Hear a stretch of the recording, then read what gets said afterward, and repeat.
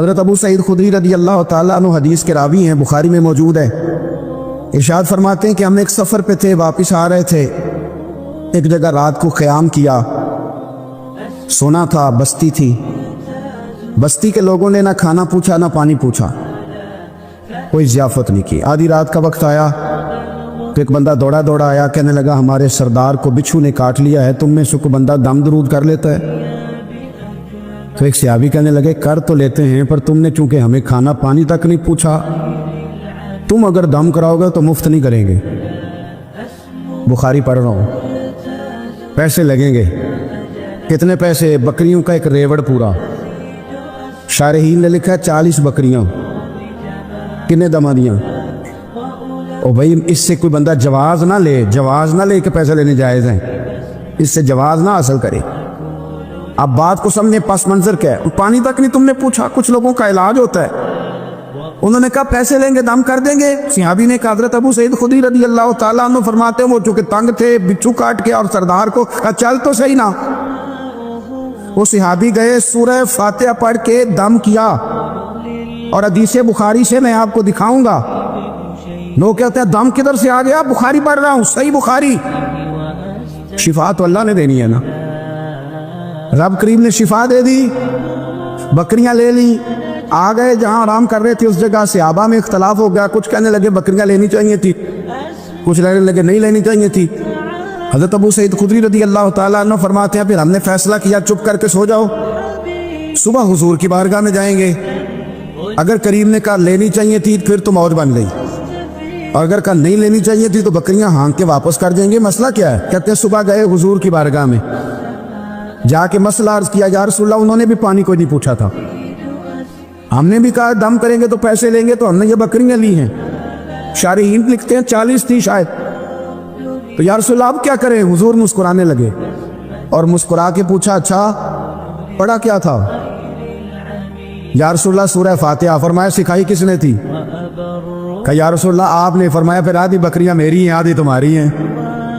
अगर आज ये इरादा कर लेना कि हमने लोगों को आसानियां देनी है, तो मेरा ये ख्याल है कि सुबह खैर नहीं खैर कसीर बटनी शुरू हो जाएगी। अगर हम ये इरादा कर लें कि मैंने लोगों को आसानियां, वो हमारा मिजाज नहीं ना, हम आसानी लेना चाहते। अगर हम बैसियत मुसलमान थोड़ी थोड़ी खिदमत सर अंजाम देना लगे, थोड़ा थोड़ा सोचने लगे, लेकिन रसूल करीम की सोच मुबारक क्या है? बदर के लोग कैदी होके आ गए, कुफार थे वो। अब हुजूर ने फरमाया फैसला ये हुआ मजलिस शूरा में, सहाबा की मीटिंग में, कि फिदिया देंगे इतने इतने पैसे तो आज़ाद कर दिए जाएंगे। कुछ लोग ऐसे थे जो फिदिया नहीं दे सकते थे, लेकिन हिसाब किताब लिखना पढ़ना जानते थे। अब हिसाब किताब की तो दीन में भी ज़रूरत होती है ना, आपको विरासत तकसीम करनी है, कई काम करने हैं। तो नबी पाक अलैहिस्सलाम ने भी ना वहाँ उम्मत का सोचा, पर मैं तुम इस तरह करो, मुसलमानों के 10-10 बच्चों को लिखना पढ़ना सिखा दो, मैं तुम्हें आज़ाद कर देता हूँ। वसीयत कौम, कौम की फलाह बहबूद के लिए जो नबी पाक के नजरियात हैं, जो हुजूर के अफकार हैं, इन 10 बच्चों को लिखना पढ़ना सिखा दो। यार मेरी सोच हमेशा ये रहती है कि मेरे बच्चे लिख पढ़ गए। ये क्यों नहीं सोचता कि मेरे मोहल्ले के सारे बच्चे अगर पढ़ जाएंगे तो ये मोहल्ला पढ़े लिखे लोगों का मोहल्ला कहलाएगा, मेरे समेत लोग कहेंगे कि बड़ी सुस्ता आबादी है। मेरी सोच क्यों अड़ जाती है कि फकत मेरा ही बच्चा आगे निकले, तो अपने फैज को खोल के आम क्यों नहीं करता? तो ये क्यों नहीं सोचता कि जो शजरे सायादार होता है ना मेरे भाई, वहां जो भी आता है वो फल खा के जाया करता है, वो जो भी आता है वहां फल खाता है। अपना एक जहन बनाए नफा देने का, एक सोच बनाए किसी का फायदा करने, इरादा करे किसी के काम आने का, किसी के लिए बेहतरी करने का, किसी के लिए आसानियां फराहम करने का, किसी को सहूलत देने का। मेरे रसूल करीम सैयद आलम सल्लल्लाहु अलैहि वसल्लम ने तवज्जो दिलाते थे। हुजूर अलैहिस्सलाम ने फरमाया दरख्त भी लगाओ, खेतियां भी लगाओ। या रसूलुल्लाह सल्लल्लाहु अलैहि वसल्लम कुछ मिलेगा? तो हुजूर ने फरमाया उस खेत से, उस दरख्त से जब तक कोई जानदार फायदा उठाता रहेगा, अल्लाह तुम्हारे नाम आया माल में नेकियां दर्ज फरमाता रहे। कोई दरख्त ही लगा दो, कुछ कार ही दो। महमूद गजनवी गुजर रहे थे तो एक बूढ़े को देखा, उसके हाथ कामते हैं तो फिर भी वो जमीन खोद रहा है और एक दरख्त लगा रहा है। तो महमूद गजनवी उस बूढ़े को देख के ना तो बड़े हैरान हुए, उसके करीब गए। तो दो किस्म की सोचें होती हैं ना, एक ये सोच होती है कि बड़ा लालची है, इस उम्र में भी ये क्या कर रहा है, ये भी सोच होती है। और एक सोच ये होती है कि यार कितना भला आदमी है, देखो अभी मेहनत करके गुजर रहा। सोच ही है ना, मनफी कर ले या मुस्बत कर ले। तो महमूद गजनवी आगे बढ़े और आगे बढ़ के ना तो आप उस बूढ़े से कहने लगे कि बाबा ये क्या कर रहे हो? तो कहने लगे मैं दरख्त लगा रहा हूं। तो कहने लगे बुजुर्गों, अब आपकी जो उम्र है ना, ये उम्र ना तो आप इसके फल खा सकेंगे ना छांव में बैठ सकेंगे और आपको तकलीफ भी बड़ी है। तो बाबा जी महमूद को जानते ही नहीं थे, पलट के कहने लगे बेटा चलो, मैं नहीं फल खाऊंगा तो मेरे पोते तो खाएंगे ना, मेरे नवासे तो खाएंगे ना, तो आप छोड़े मुझे, मैं तो अगली नस्लों का भला कर रहा हूं। अब ये सोच हमारी बड़ी कम होती, ये बड़ी कम सोच होती, पोते खाएंगे नवासे खाएंगे। तो महमूद गजनवी बादशाह थे, बड़े राजी हुए, कहने लगे यार बाबा तेरी तो सोच बड़ी शानदार है, कौम का नफा करने वाली सोच है। उसने कहा एक थैली अशरफियों की बाबा जी को दे दो। बाबा जी ने ना वो थैली अशरफियों की जब कबूल की, पकड़ी तो बाबा जी बड़े मुस्कुराए। महमूद कहने लगा क्या हुआ? तो फरमाने लगे बेटे तुमने तो कहा था कि मैं इसका फल नहीं खाऊंगा, मैंने तो अभी लगाया नहीं है, अल्लाह ने फल मुझे पहले ही अता फरमा दिया।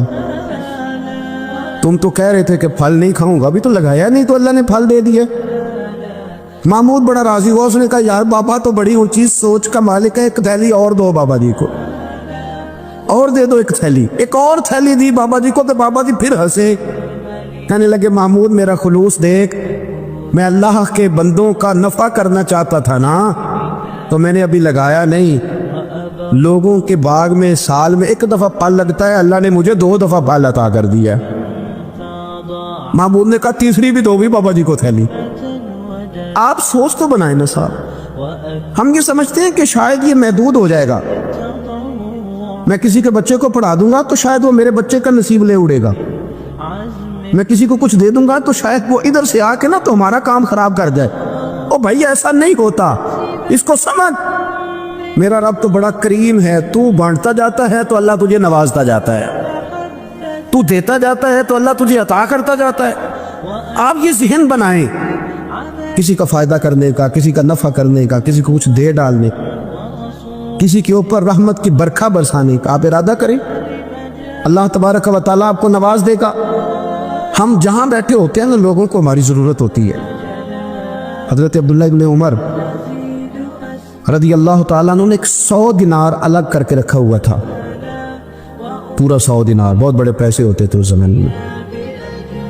तो आपके बच्चे कहते कि अब्बा जी ये पैसे साइड पे क्यों रखे हुए हैं? तो फरमाते पुत्र ये मैंने लोगों को उधार देने के लिए रखे हुए। खासी मुश्किल बात भी कर दी मैंने, हमारी तो दुकानों पे लिखा हुआ है उधार बंद है, मोटा करके लिखा हुआ है उधार बंद है, यानी नगद वाले आ जाओ, उधार वाले बिल्कुल ना आना। तो उधार कौन लेता है? अमीर आदमी। ओ भाई सुने, उधार कौन लेता है? गरीब आदमी। और हमारा क्या हाल है कि हम कहते हैं भाई वो ये नहीं कह रहा कि मुझे भीख दे दो, वो कह रहा यार जरा मेहरबानी करो। मैं ना ये मेरे एक दोस्त कहने लगे कि वो क्या बना है, सुना था एक शख्स को फांसी होने लगी, अदालत का फैसला है। मैंने कहा ये वो लोग तबसरा करते जो पेट भर के रोटी खाते, ये उन लोगों का तबसरा है। वो पेट भर के रोटी खाते हैं, रात तबसरा करेंगे, फेसबुक पे अपनी राय देंगे। लेकिन जो आदमी आधा किलो घी सुबह फैक्ट्री जाने से पहले घर दे गया था ना, वो जब रात को आता है तो उसकी बीवी डरते हुए उसे ये नहीं कहती कि वो अदालत के फैसले का क्या बना है, उसकी बीवी तो उसको कहती है कि वो जो आप घी लाए थे वो ख़त्म हो गए। और सवेरे बच्चों ने जब स्कूल जाना है तो पराठे बनाने के लिए मेरे पास घी कोई नहीं। यकीनन आपको तकलीफ़ होगी, तो अब करना क्या है? तो मेरे भाई उनको कहाँ तबसरा याद रहता है कि आज नई बात क्या हुई है, तो कोई नई खबर सुनाओ, तो होर फिर सुनाओ, तो कोई नई ताज़ी, ये बातें तो उनको याद रहती हैं जो पेट भर के खाते। जिनको फिर कोई फिक्र नहीं, उन लोगों के ये काम है, वो करेंगे सियासी तबसरे। वो किसी शख्स ने क्या खूब कहा था कि गुर्बत ने मेरे बच्चों को तहजीब सिखा दी, अब सहमे हुए रहते हैं, शरारत नहीं करते। गुर्बत ने मेरे बच्चों को तहजीब सिखा दी, वो अब सहमे हुए रहते हैं, वो शरारत नहीं करते। वो नहीं शरारत करते इसलिए कि वो तो कोने में लगे बैठे हैं कि किसी गरीब का खिलौना ना हमारे हाथ से टूट गया, वो सहमे हुए रहते, वो शरारत नहीं करते। तो मेरे अजीज, हज़रत अब्दुल्लाह इब्न उमर 100 दिनार है, अब्बा जी ये किस लिए है? तो फरमाते ये मैंने उधार देने के लिए रखा हुआ है। हुजूर क्या मतलब? फरमाया मेरे नबी पाक अलैहिस्सलाम ने फरमाया है कि किसी बंदे को तुमने अगर कर्ज लेना हो ना, तो वो गरीब हो तो उस पर तुम आसानी करना, और जितने पैसे तुमने लेने हुए अगर वो तंग दस्त हो तो आसानी करना। फरमाया जितने पैसे तुमने लेने हुए, जितने दिन गुजर गए, अल्लाह रोजाना उतने पैसे सदका करने का तुम्हें सवाब अता फरमाएगा। तो मैंने ये गरीबों की मदद के लिए रखे हुए हैं। कोई गरीब ले जाता है, अपना काम चला लेता है, फिर वो वापस कर देता है तो मैं किसी नए को दे देता हूँ, तो अपना काम चला लेता है यारो। हाँ, कुछ लोग ऐसे होते हैं जिनके जनाजों पे लोग आके बताते हैं, जनाजों पे आके बताते हैं कि जब मेरी बेटी की शादी थी तो ये बाबा रात की तन्हाई में आया था। जनाजों में आके लोग बताते हैं कि हाँ फलानी सर्दियों में जब मेरे कपड़े मेरे पास मौजूद नहीं थे तो ये आया था मुझे जोड़ा देने। और फिर लोग बहुत बड़े प्रोफेसर, लेक्चरर, आलिम फाजिल आके बताते मेरे पास किताबों के पैसे कोई नहीं होते थे, और ये मर्द कलंदर था जो हर इम्तिहान से पहले आता था और आके मुझे कहता था कि ये पैसे रख लो, कोई नहीं मैं ले लूँगा, वापस हो जाएगा। यार आप किसी को आसानी देने का इरादा तो करें। मुस्लिम शरीफ की हदीस है, मेरे रसूल करीम सैयद आलम सल्लल्लाहु ताला अलैहि वसल्लम ने इरशाद फरमाया कि ताजर क़यामत में अल्लाह की बारगाह में खड़ा किया जाएगा तो अल्लाह फरमाएगा जाओ मैंने तुम्हें जन्नत दे दी, जाओ जन्नत में। तो पता तो सारा है ना सरदार में कितनी है। तो वो अल्लाह के हुजूर हाजिर होकर अर्ज करेगा मालिक मैं तो अपनी खताएं जानता हूँ कितनी ज़्यादा है, अल्लाह मैं तो मुस्तहिक नहीं था, तो मेरे मालिक ये जो करम हुआ है इसका सबब पूछ सकता हूँ? सबब क्या है इस करम का, इस रहमत का? तो रब करीम इरशाद फरमाएंगे कि जब तुमने दुकान पे जो सेलमैन रखे हुए थे, जब तुम उनको भेजते थे लोगों से पैसे लाने के लिए, क्या रिकवरी करना कहते हैं कि गुराई भी आखिर है, तो वो जब तुम भेजते थे लोगों को तो क्या कह के भेजते थे? जरा बताओ तो सही। ताजर है, सादा आदमी है, तो वो कहता है अल्लाह मेरे दिल में तेरे बंदों का बड़ा ख्याल था तो मैं ये कह के भेजा करता था कि जिसके पास हुए उसे ले लेना, और जो तंग दस्त हुआ ना उसे तंग ना करना, अगली दफा ले लेंगे। तो रब कहीं फरमाएगा तू मेरे बंदों पे आसानियां करता था तो मैं तेरे ऊपर आसानी ना करूं? ये मुस्लिम शरीफ की हदीस है, मैं आसानी ना करूं? वो तेरा ये लफ्ज के जो तंग दस्त है उसे वुसअत दे दो, कोई नहीं कल परसों तरसों आ जाएंगे। फरमाया बस उसी की बरकत से आज मैंने तुझे जन्नत देने का इरादा कर लिया। मैं कभी कभी महसूस करता हूँ हमारे एहसासात में तेजी के साथ तंगी आई, सोच का दायरा कार महदूद हुआ, महदूद। हम थोड़े से मजहबी लोग हैं ना, हर आदमी का अपना शोबा होता है, आपका भी शोबा होगा। लोग कहते हैं हजरत जी टाइम दे दे, सियालकोट में फलानी जगह पे महफिल करनी है, तो मैं कहता हूँ कि यार वहाँ महफिल होती है वहीं आ जाना। कहते नहीं हमने अपनी करनी है, तो मैं कहता हूँ वो किसकी है? यानी वो जो आपने अपनी करनी है, यानी इस मस्जिद में आप आए थे तो अब आप इस मस्जिद में भी आए। तो साहब मैं आपके मोहल्ले में आता जी, वो मस्जिद जो थी ना वो जनूब वाली थी, अब शुमाल वाली में टाइम दे, वो उनकी मस्जिद में आप आए थे, फलाने अल्लामा साहब की, हमारी तो नहीं आए। और मैंने कहा यार बस करो, मस्जिदें भी अब तकसीम होने लग गई, ये भी तकसीम होगी कि वो उसकी और ये इसकी है।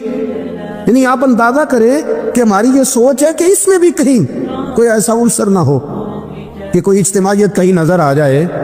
और यार ऐसे तो ना करो, ये एक मजहबी इज्तिमा होता है, इसके अंदर भी लोग कहते हैं कि इंतजामिया दावत देगी। ये किसके दीन का काम हो रहा है? अल्लाह और उसके रसूल के। तो इसकी इंतजामिया कुछ 6 बंदों पे मुश्तमिल होनी चाहिए कि सारी उम्मत इंतजामिया होनी चाहिए? लेकिन हमने ना यहाँ भी तकसीम कर ली, यहाँ भी गिरोहबंदी कर ली, यहाँ भी हमारा मिजाज और तरह का बन गया। अगर आपका दिल बड़ा हो जाए थोड़ा थोड़ा अल्लाह के बंदों को आसानी दे। मैं कहा करता हूँ जन्नत बहुत बढ़िया मेरे भाई, मेहरबानी कर जरा दूसरे को भी जगह दे, वो भी जन्नत में दाखिल हो जाए।